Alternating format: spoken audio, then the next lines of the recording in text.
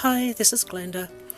I've fallen for all the Stampin' Up hype and succumbed to the Thoughtful Branches set. It's pricey, but you can do lots with it. So to justify my expensive purchase, I have been making a number of cards. These are ideas borrowed from all over internet, and I've got my inspiration from other cards and then made them slightly my own. But the general ideas are seriously not mine because I'm not good at that.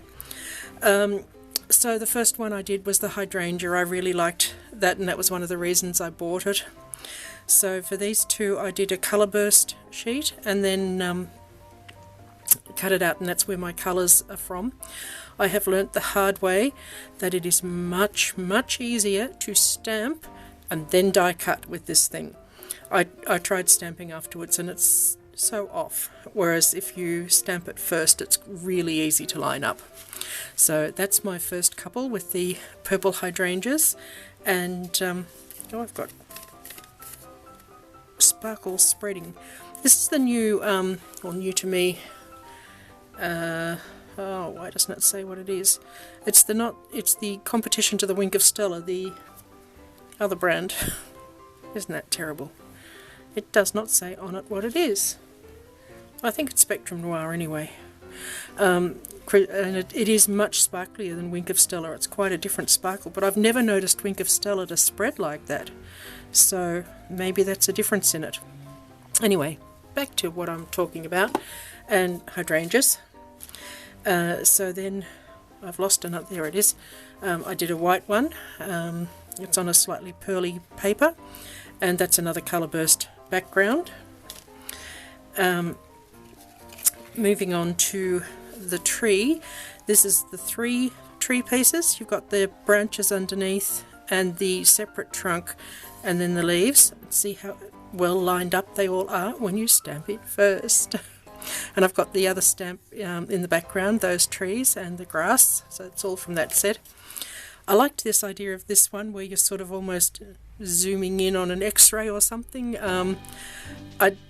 I don't know how you describe it, but there were a few ideas like this where they had sort of the bare tree and the leaves around it and the sort of the whole. So that was another one. I did a couple like this where you've got the inlaid die cut. There were a few different ideas for doing that. I'm hoping the foil is not too foily. So I really liked the look of those. Let's see, these ones just have leaves, so that I've stamped and die cut those ones, die cut those and stamped in the background, all from that set.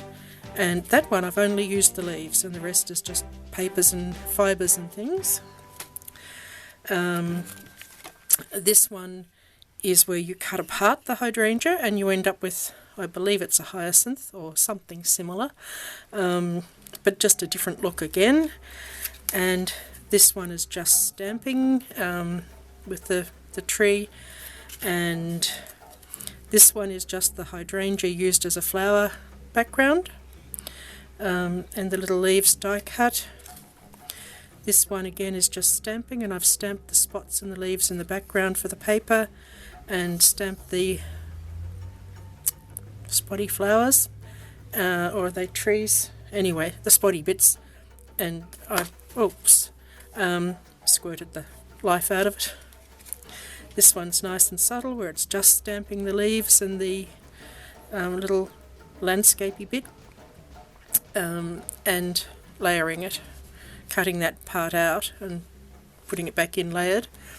And I thought this was pretty too, where it's just emboss resist with the hydrangea leaves and then the sentiment and the bird. So lots of different ideas there with the one set. In Australia it's something like $90. Things don't seem to translate when they get to Australian dollars that quite match the currency. We seem to pay more for everything. But anyway, that's what I've been doing, and there's still more ideas to go, but I think I need a little break from it because I've been doing this for a couple of days. And if you have succumbed to this set as well, hopefully that's some ideas all in one place for you, and happy stamping!